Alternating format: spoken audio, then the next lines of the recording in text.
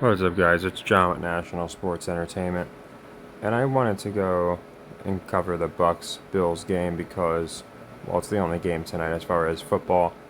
I already went into the two basketball picks that I like, and this one, it's an interesting one because I think the line is while it's where it really like maybe if these teams were both producing how they normally produce, this line would make sense. But I think with the way the Bills have looked the last few weeks, it doesn't make much sense. I think 9.5 is a lot. So they lost obviously to the Patriots, barely beat the Giants. That was a primetime game too. I've gone into how very often when a team plays primetime back to back, the results are polar opposites. So unless they get beaten pretty bad, which I just think is just not even a possibility, of course it could happen. I think obviously since they barely beat the Giants, they did not look that good. I think they're going to rebound. And because of the spread, I do have them covering. If it was, like I said, 7 points, it'd be harder. Like, I would have thought about it a little longer as far as from that aspect. But almost 10 points doesn't make much sense to me. Again, for a team, if you look, they always tell you two sluggish offenses, right? So it's odd that they say that. And then they have the Bills winning by 10. Now, I saw Baker was questionable. Again, I think all the injuries, not all, I think 90% of the injuries are fake anyway, but I do think that you have to have a few games where the Bills are going to look good. I do think that they're going to, I said at the beginning of the year, I thought the Chiefs were going to be the odd man out, but of the Bills and Chiefs, it made sense that they weren't both going to just run roughshod and win their division. That was one of the things I'd gone into. I thought the Bills were going to get a wild card spot, so they might not. They might have games this year where they don't look overly impressive, but I think they're still going to have games where people are reminded that Josh Allen is a top, I would say top three quarterback as far as the way their draw factor and how they built him up. So you might have Baker, have some kind of fake injury, but I don't know. I think he'll probably wind up playing. And yeah, I think the Bills are going to have a pretty decisive win. They have a pretty competitive stretch of games coming up. So again, I could see the narrative. They're struggling. They're 4-4, but they kind of got that going with the Bengals. They have it going on with the Niners right now with 2 losses in a row. They did it with the Cowboys. So I don't know if they're going to run it with all these different teams. And again, the Cowboys are I think they're 4-2 now. So it's not like you have all these teams with great records. So the Bills going to 5-3 makes sense, and I think the cover makes sense. Now, another play that I like and I'm playing, so both of these are going to be for 1 unit, leg ones. So it's total of 4 plays for the day.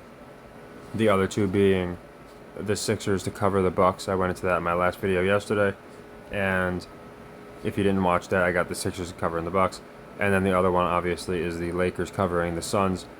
And if the Sixers don't cover the Bucs, the Lakers covering the Suns is going to be a leg 2 for 2 units. I went into that, but in case you missed it.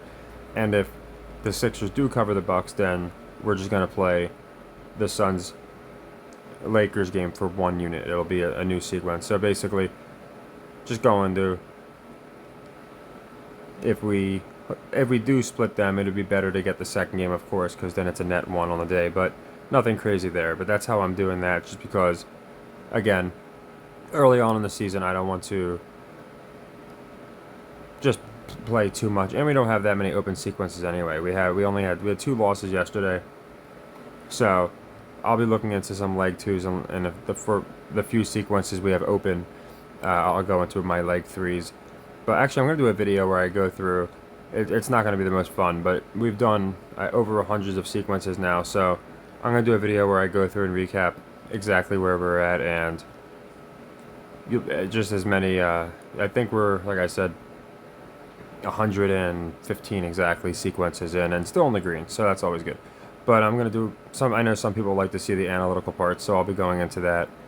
But yeah, just pretty simple tonight. The reason I do like the over, again, a leg 1, just like the cover, leg 1 unit, is because, and by leg, people ask me what I mean. It's just a level, okay? I might just start saying level because I understand parlay, the legs of a parlay. It's literally the same meaning it's just for a different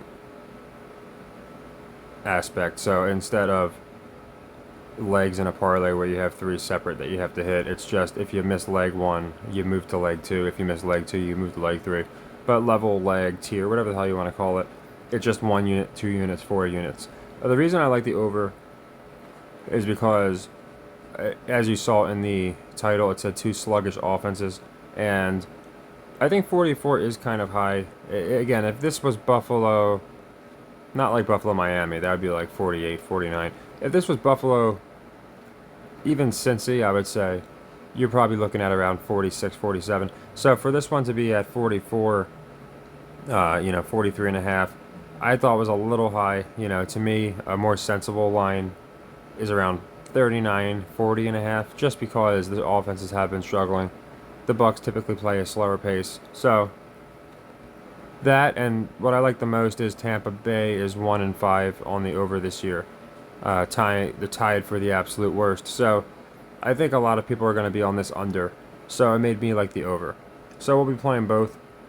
Obviously, the split's fine, especially with my system because we wind up usually closing them anyway. But I would like to go 2-2 for get a little twofer in this game, and I think we will. I like the over probably more than the cover, to be honest. I know more people like to know about who's going to cover, but I probably like the over better. But again, with basketball, we're going to have a lot of plays, so I don't want to play them as like I said. We had a leg 2 loss yesterday with the Spurs for 2 units, so I'm waiting on a good leg 3. Because with all the basketball plays, we're going to have a lot of sequences, so I just want to make sure we're not over betting. So, yeah, I mean, obviously you can do whatever you want, but personally, I got 4 games and 1 unit for each of them.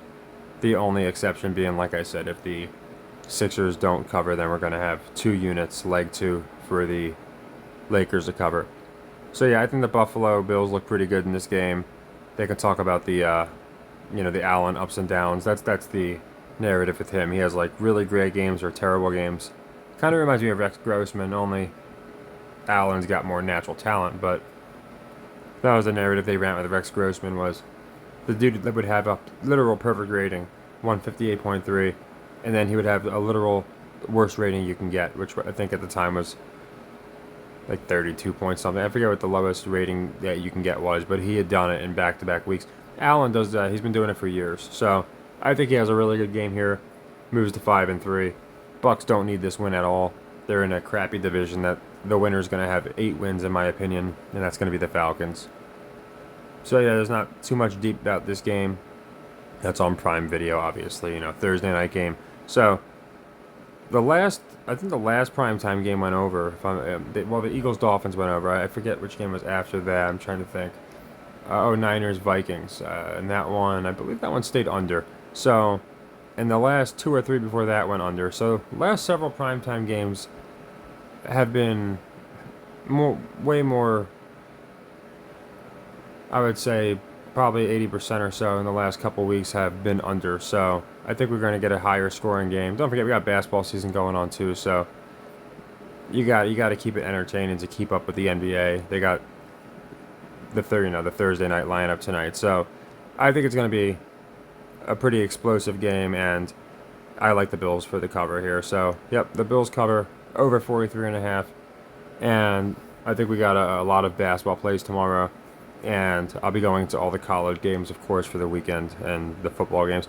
So now we're technically covering not 4 sports, college football, NFL football, a little bit of baseball, not too much baseball, and then obviously we got the college basketball season coming up, and I'm really looking forward to that because last year of all sports, well, actually hockey we did the best with. It just not too many people are interested in hockey, to be honest, so I just post that in my Discord and stuff.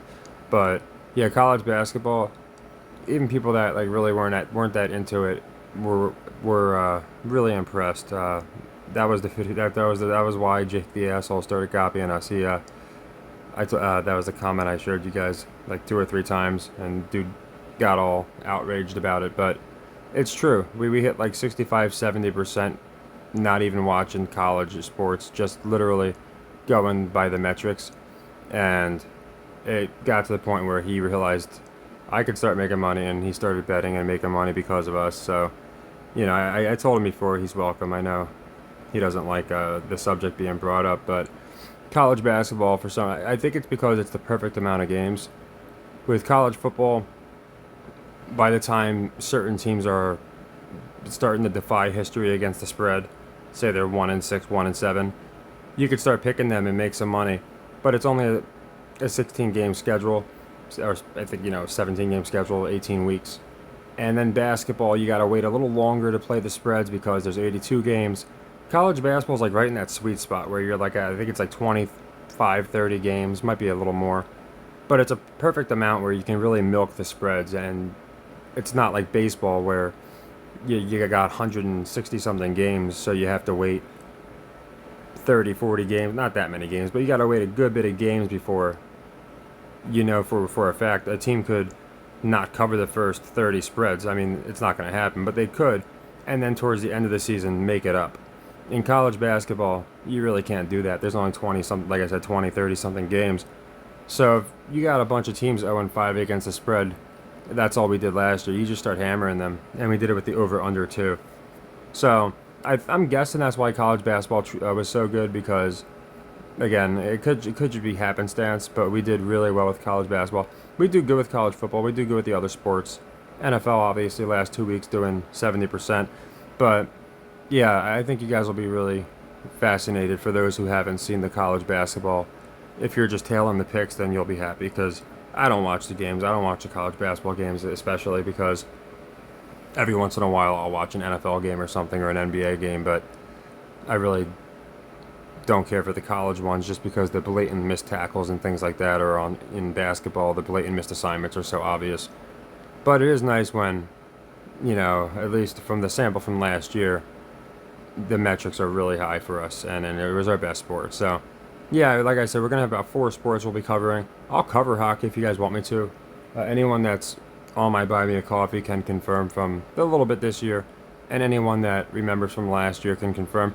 We do really good with hockey because you're getting plus 150, you're getting plus 180 by taking teams against the puck line. It just, again, a lot of people, they don't care much for hockey, so the only people really watching it are the same people that I'm giving the alpha to in my Discord and whatnot. So let me know if you want to see hockey. I'll start doing some hockey, but we have a lot of sports. That's why I'm trying to make sure we get at least out all the ones that I can. So like I said, I covered basketball in my last video. This is covering this game, and I'm going to be looking into the college basketball schedule. I think it starts pretty soon, so it'll be fun to do that, and I'll have the Saturday games out by tomorrow. So take care, everybody, and happy earnings.